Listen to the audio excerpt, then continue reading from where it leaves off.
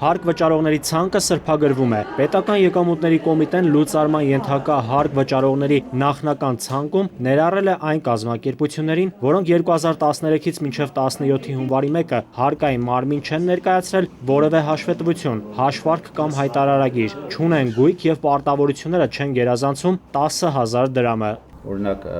Աննահինգ կազմակերպությունը վերջին հաշվարկ հաշվետվությունը ներկայացվել է 2011 թվականի ապրիլ ամսին, պարտավորությունները կազմում են ընդամենը 9964 դրամ, համարվելու է, որ Աննահինգ կազմակերպությունը պարզեցված կարգով կլուծարվի եւ պարտավորությունը կդադարեցվի։ Լուծարումն իրականացվելու է պարզեցված ընթացակարգով, առանց վարչարարական միջոցառումների եւ ժամանակավոր թղթաբանության։ Բոլոր ճշգրտումները կատարելու է հարկային մարմինը։ Պրոցեսը